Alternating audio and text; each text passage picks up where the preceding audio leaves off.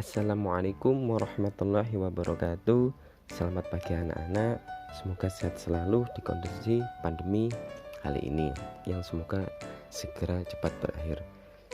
Sebelum ke pelajaran, alangkah baiknya anak-anak mandi terlebih dahulu, lalu sarapan, kemudian dilanjutkan sholat, membaca Asmaul Husna dan melafalkan surat-surat pendek yang seperti biasa, agar kita selalu diberi kenikmatan dalam hidup ini.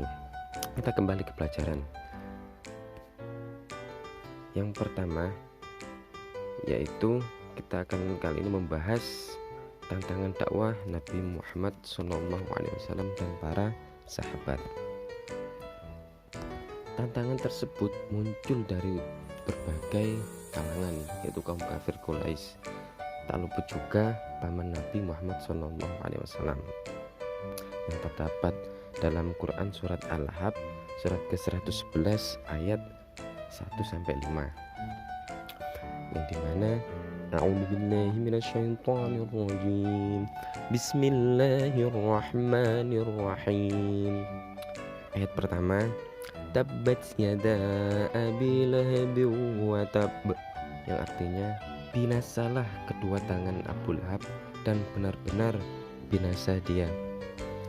Ma aghna anhu maluhu wa ma kasab, tidaklah berguna baginya hartanya dan apa yang dia usahakan. Sayasla naran dzatal hab, kelak dia akan masuk ke dalam api yang bergejolak atau neraka. Wa imra'atuhu hammalatal hatab, dan begitu pula istrinya pembawa kayu bakar atau penyebar fitnah. Fi jidha hablum mim masad, di lehernya ada tali dari sabut yang dipintal. Surat tersebut menggambarkan ancaman hukuman Allah Subhanahu wa taala terhadap Abu Lahab. Karena apa? Kekejamannya yang selalu menyakiti dan menentang ajaran yang dibawa Nabi Muhammad SAW. Salah satu contoh kelakuannya yaitu ketika Nabi sedang melaksanakan sholat, Abu Lahab dengan tega meletakkan kotoran di atas punggung beliau. Bahkan juga pernah memasukkan kotoran ke dalam makanan Nabi Muhammad SAW. Contoh salah duanya yaitu istrinya Abu Lahab. Dia pun sangat jahat terhadap Nabi Muhammad SAW. Di malam hari dia pernah meletakkan sebuah duri-duri di depan pintu rumah agar keesokan ketika beliau bangun, duri-duri tersebut diharapkan mengenai kaki-kakinya. Sungguh perbuatan tersebut tercantum dalam surat Quran Al-Ahzab, yaitu istri Abu Lahab dan Abu Lahab sendiri akan masuk ke dalam neraka dengan membawa kayu bakar. Selanjutnya yaitu penentangan dari penguasa Mekah. Penentangan tersebut terjadi karena mereka merasa khawatir atas kekuasaan dan dagangannya. Karena pada zaman dulu salah satu mata pencarian yaitu menjual berhala. Oleh karena itu kaum kafir Quraisy khawatir salah satu pencarian tersebut itu akan hilang karena ajaran Nabi Muhammad SAW melarang perdagangan atau menyembah berhala, sehingga mereka menyuruh Abu Thalib agar memerintah Nabi Muhammad SAW menghentikan dakwahnya dan berjanji akan memberi imbalan jikalau Abu Thalib tidak menghalangi mereka untuk membunuh Nabi Muhammad. Namun hal tersebut ditolak oleh Abu Thalib. Selanjutnya yaitu pemboikotan. Pemboikotan tersendiri yaitu melarang hubungan atau memutus silaturahmi yang dilakukan oleh kaum kafir Quraisy kepada Bani Hashim dan Bani Muthalib, yang dimana Bani Hashim tersendiri yaitu dari kaum Nabi Muhammad SAW dan Bani Muthalib yaitu dari paman beliau. Hal tersebut dilakukan selama 3 tahun yang sangat berdampak, yaitu menimbulkan penderitaan yang luar biasa bagi Bani Hashim dan Bani Muthalib. Tak selang beberapa tahun kemudian, yaitu terjadi pada tahun ke-10 kenabian Nabi Muhammad SAW yang disebut dengan Amul Huzn, yaitu hari sedih, yang dimana paman beliau Abu Thalib meninggal dunia pada usia 87 tahun. Selang beberapa hari istri beliau juga meninggal, yaitu Siti Khadijah, yang dimana kejadian tersebut sangat membuat Nabi Muhammad SAW itu sedih, yang dimana disebut dengan Amul Huzn. Selanjutnya itu penyiksaan oleh para pemilik budak dan kafir Quraisy kepada para sahabat. Tidak hanya Nabi Muhammad SAW saja yang mendapat tantangan, para sahabatnya pun mendapat berbagai hinaan, tantangan, penyiksaan dalam proses berdakwah. Yang pertama yaitu Siti Khadijah binti Khuwailid, di mana peran Khadijah pada saat itu sangat penting bagi beliau dalam berjuang. Siti Khadijah rela mendukung penuh baik secara harta, jiwa, dan raga dalam proses berdakwah. Namun hal tersebut sangat dibenci oleh kaum kafir Quraisy, sehingga tidak henti-henti dalam menghina, mengolok-olok, dan mencaci maki Khadijah dalam berbagai kesempatan. Selanjutnya itu Abu Bakar As-Siddiq. Pada suatu hari ketika Nabi Muhammad SAW beribadah di Ka'bah, beliau didatangi oleh beberapa kaum kafir Quraisy. Mereka langsung menyerang Nabi hingga tak berdaya. Beruntunglah Abu Bakar As-Siddiq menolong beliau sehingga perkelahian tersebut segera berakhir. Namun hal tersebut tidak terjadi 1-2 kali, berulang-ulang.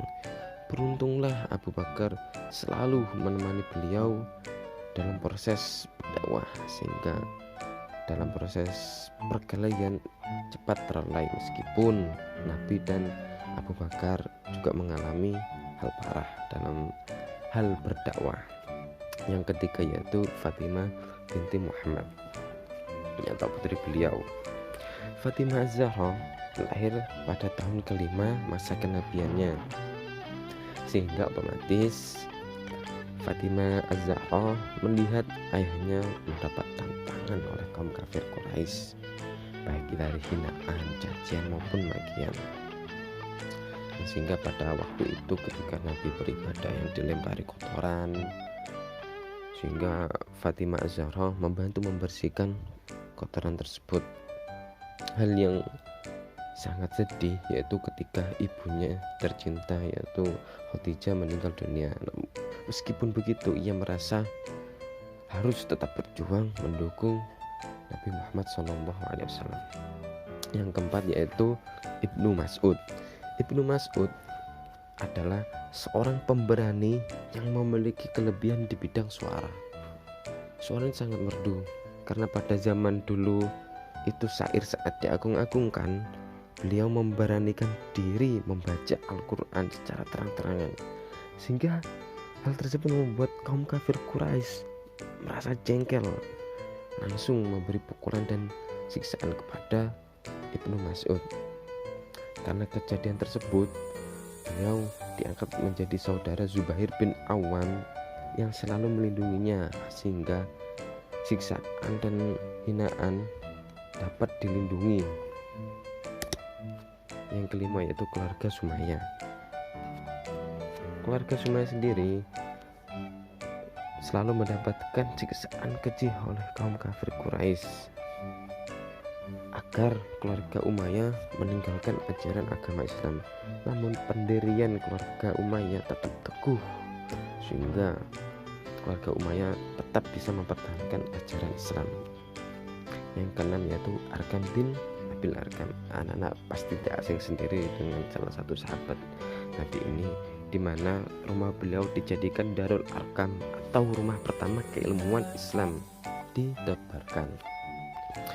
Pada zaman Rasulullah SAW berdakwah secara sembunyi-sembunyi.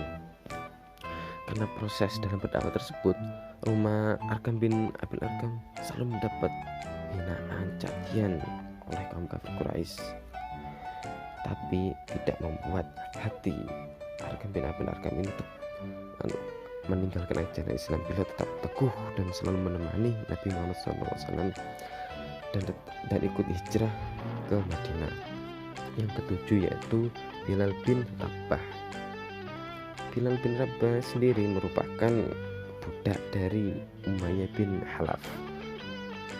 Si Umayyah tersebut selalu memberi siksaan.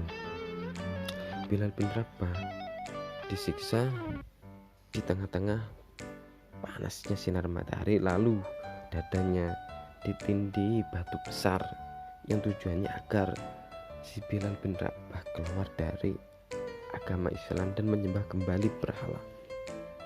Namun hal tersebut tak sedikit pun membuat Bilal bin Rabah merubah keteguhan hatinya, sehingga Abu Bakar membeli Bilal bin Rabah dari Umayyah dengan harga yang sangat tinggi dan memerdekakan. Setelah kejadian tersebut, Bilal kini menjadi muazin dan melafalkan azan saat umat Islam beribadah.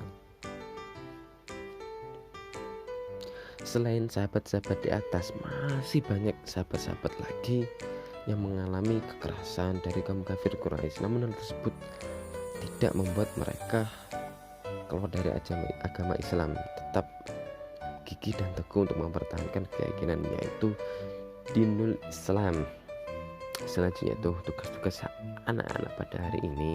Yang pertama, menceritakan secara singkat salah satu sahabat Nabi Muhammad SAW. Bebas dalam artian anak-anak bisa memilih siapapun yang anak-anak sukai dari sahabat Nabi. Misal menceritakan Abu Bakar atau Umar atau Utsman atau Ali bin Abi Thalib, atau sahabat Nabi lainnya seperti Ibnu Mas'ud, Bilal bin Rabah, ataupun lainnya yang anak-anak sukai.